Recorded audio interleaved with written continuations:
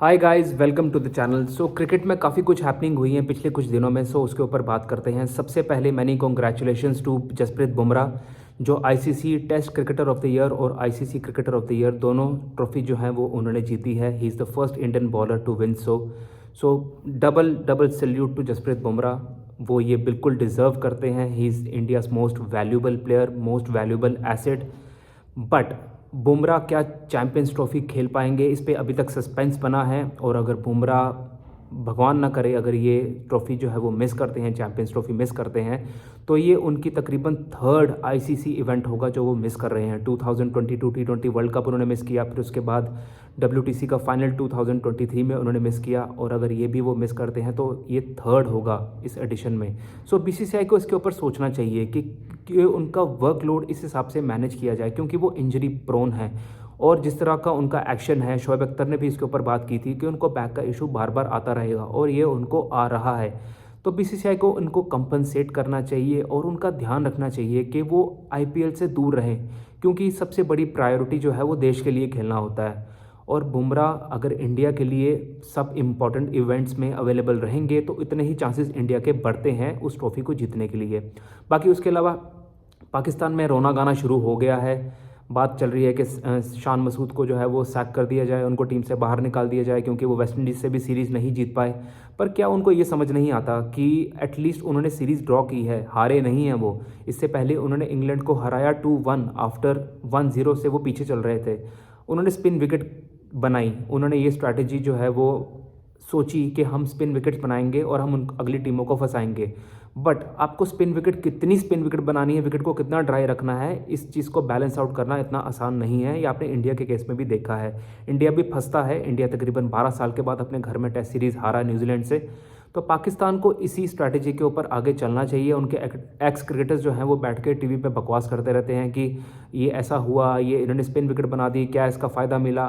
फ़ायदा जो है इसको लॉन्ग टर्म आप सोचिए कि आप स्पिन विकेट्स बनाएंगे, ऐसी स्पिन विकेट प्रिपेयर करो जो सेकंड या थर्ड डे से टर्न लेना शुरू करे।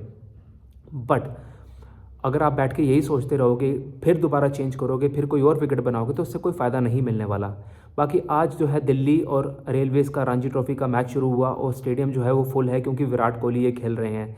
विराट कोहली की एक वीडियो वायरल हो रही है जिसमें एक बच्चा उनसे पूछ रहा है कि एक क्रिकेटर बनने के लिए, इंडिया को रिप्रेजेंट करने के लिए क्या क्या चाहिए, और विराट ने जो उसको इनपुट्स दिए हैं वो जो है आने वाले टाइम में बहुत वायरल होने वाला है। क्योंकि विराट ने ये चीज़ कहा कि प्रैक्टिस सबसे ज़्यादा इम्पॉर्टेंट है। अगर आपका दूसरा पार्टनर जो है वो सेंचुरी कर रहा है, आप डबल सेंचुरी करो, आप डबल प्रैक्टिस करो, प्रैक्टिस पे कभी भी कॉम्प्रोमाइज़ मत करो।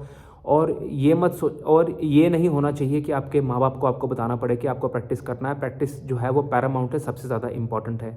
हो भी सकता है ये उस बच्चे की ज़िंदगी जो है वो बदल दे और आने वाले टाइम में वो इतनी मेहनत करे, वो इंडिया को रिप्रेजेंट करे। यही चीज़ें होती हैं जब ये बड़े क्रिकेटर्स, इंटरनेशनल क्रिकेटर्स जो हैं वो आके अपने डोमेस्टिक टीम के साथ खेलते हैं, लोगों से मिलते हैं। कितनी चीज़ें जो हैं वो हेल्प आउट करती हैं। आई होप उस बच्चे को और बहुत सारे बच्चों को ये चीज़ें हेल्प करें। बाकी उसके अलावा उस्मान ख्वाजा ने डबल सेंचुरी की है आज श्रीलंका के अगेंस्ट जो है, और ऑस्ट्रेलिया ने बहुत कुट लगाई है श्रीलंका की।